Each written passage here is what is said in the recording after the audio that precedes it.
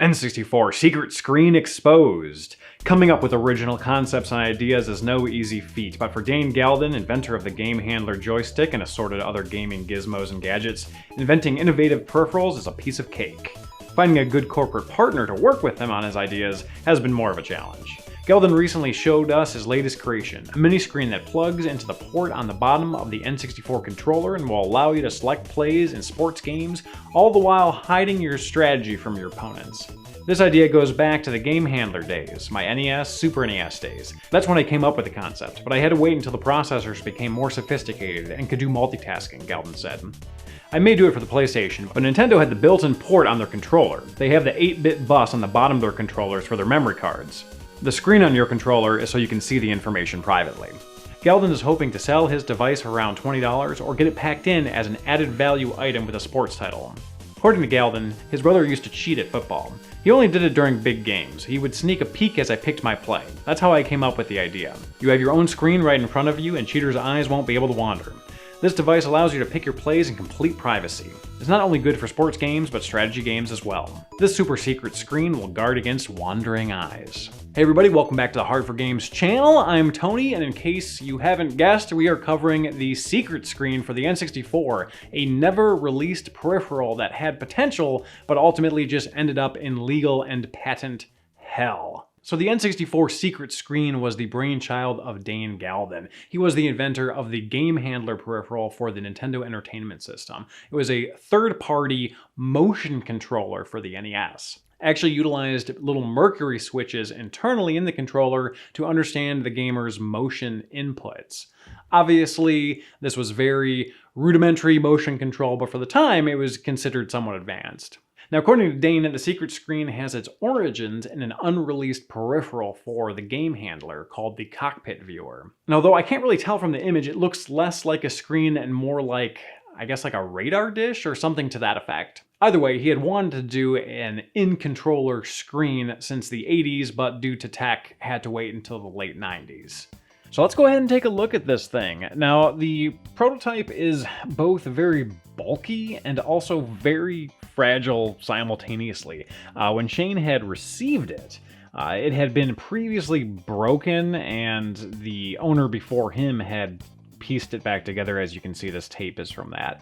And then when he shipped it from Australia to me, it came in two pieces. It broke off again, unfortunately, which I freaked out about. I had forgotten that he had mentioned that it was previously broken, and I'm like, please, Shane, tell me that it was like this. And he's like, oh yeah, it was, but it must have gotten knocked around a little bit in shipping. So I was instructed to just put a little dab of glue back on both sides just to kind of get it together again for the purposes of this episode. But it was interesting because, you know, since it's broken off, you could actually see inside of it, and, you know, it's kind of just hollow in here. Hollow and very flimsy and as you can see, you know, thin on the sides here.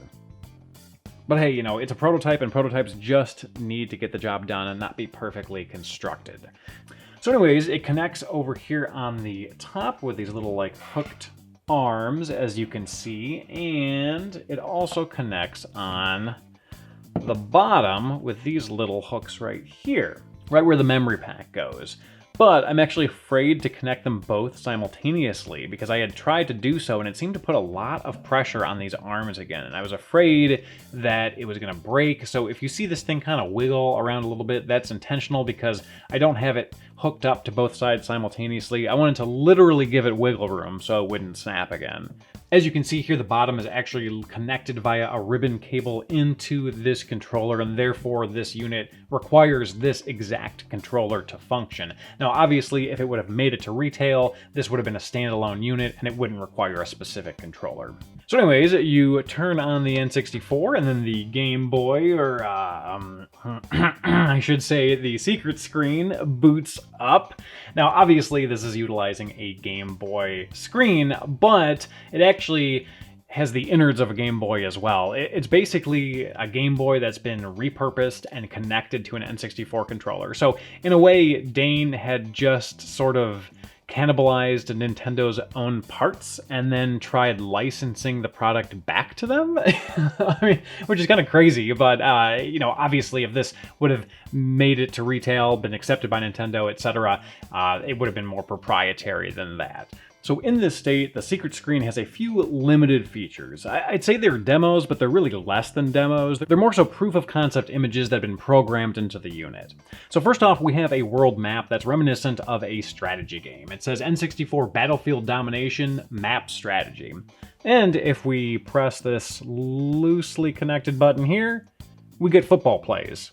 N64 Play Action Football, Run Play, Pass Play. And we can actually press this button continuously to toggle back and forth and get various levels of glitching. But hey, you know, prototypes be prototyping, that's just the way that it is. The only other feature here and functionality is that you can utilize the D-pad to move a little cursor around, and this works in both setups, both the world map and the football plays.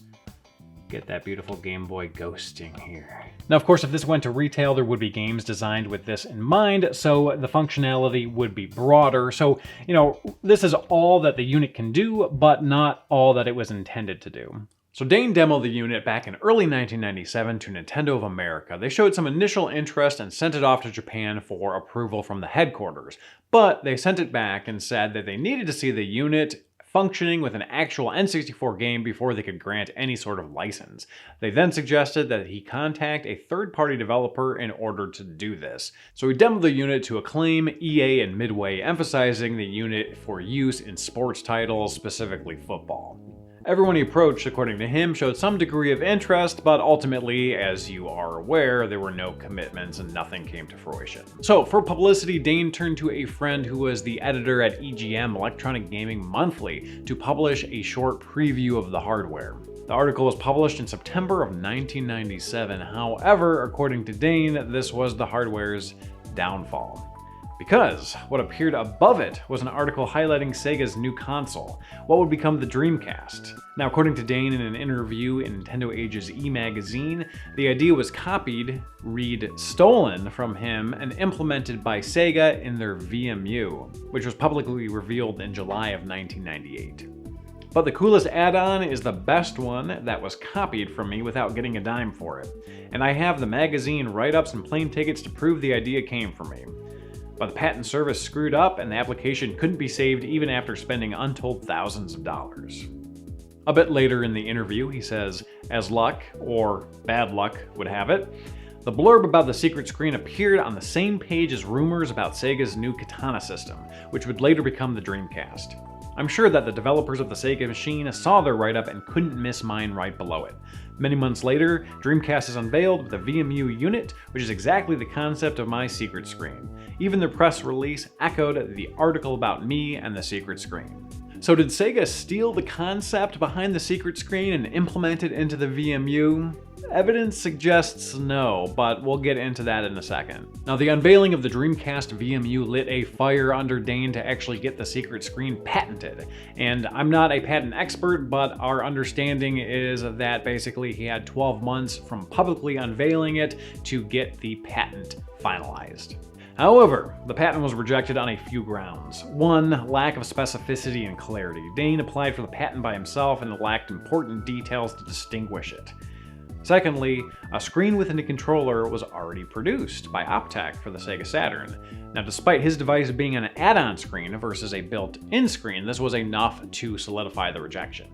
So back to Sega's VMU. Did a couple of Sega employees see the EGM write-up and then rush back to headquarters and start implementing a new design for their memory cards? No, they didn't. The scenario is not only unlikely, but Sega actually had patents from 1996 showcasing concepts for a screen controller add-on.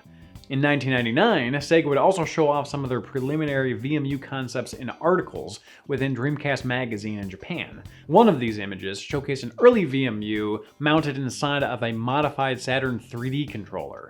And this image, although we don't know for sure, is likely from somewhere around 1997. Strangely, the Sega patent wasn't mentioned in Dane's rejection. However, the Optech controller was. However, this might just be miscommunications between the two different countries' patent offices. I'm not sure. So ultimately, with the patent rejection, the Dreamcast now in retail, and the N64 in its twilight years, the secret screen just faded into obscurity and was abandoned. So the next question, of course, is, did Nintendo steal the idea? The Game Boy Advance adapter link cable thing to the GameCube had similar functionality and was basically a controller with a screen, right? And, you know, Nintendo had records of their meetings with Dane, but I would still say no, they likely did not steal the idea. As you can see from these images, Nintendo was already intending to connect the Game Boy to the 64 and 64DD, and realistically they've always tried to connect their devices together. And a screen, you know, with controls isn't necessarily anything new. I mean, that's kind of what a Game Boy is. I mean, so much so that he made his prototype out of a Game Boy. And yes, I know that the secret screen would have had different functionality than just a sort of de facto console or handheld unit, but, you know, the fact remains, it's a controller and screen. So at the end of the day, you know, the inventor of the secret screen, I think that he had a novel idea with what could be done, with good intentions, but I think that it was just bad timing, because at around that time, unfortunately, everyone kind of seemed to have the same idea. In fact, here's an article from a 1997 issue of Dengeki Nintendo 64 showcasing a similar concept, connecting a Game Boy to an N64, but not even from Nintendo proper, from Hudson Soft. And the issue's from 1997, but the copyright at the bottom is Hudson Soft 1995, so it was likely even earlier. Now, despite all this, Dane insists that the concept could have been stolen from the unreleased peripheral to the game handler. Remember, we talked about the cockpit viewer at the earlier end of the episode. But I think this is kind of a stretch. Again, this doesn't look like a screen controller add-on. It looks like kind of just like a radar thing. I don't know. Like, I don't really know what it looks like. And this was the only publicly available image. Again, it was an unreleased product. So I don't really see Nintendo or Sega like seeing this and saying, oh my God, like, you know, having this catalyst for a great idea from this particular image, which was kind of obscure. And lastly, despite it being a neat concept, I really feel like it would have only worked as a first-party device, or possibly a device that was, you know, made along with a game by a third-party company that was a prominent third-party company for a particular system or systems that could be producing multiple games that utilize this particular device. You know, reason being is because as a third-party controller manufacturer, going to a bunch of third-party game manufacturers and saying, hey, I want you to recode or create a game from the ground up with this in mind, even though it has no install base, like it's kind of a really big ask to go to these companies and do that. It is kind of a risk for these companies because they're putting additional money into, you know, people to actually code for this particular unit, but it doesn't have an install base. So unfortunately, that's just kind of the way it goes, and it stinks, but it is what it is. You know, versus the VMU, where every single member of the install base has 1 or 2 or 3, there's really not too much risk for a game developer to put a little trinket or minigame or whatever, some little interaction to go along with their game, but within the VMU itself. So it just kind of made more sense in that capacity, unfortunately. Aside from that, I do appreciate all of you watching, subbing, joining us on Patreon, all that good stuff that you do to support the show. Thank you very much, and we'll see y'all next time.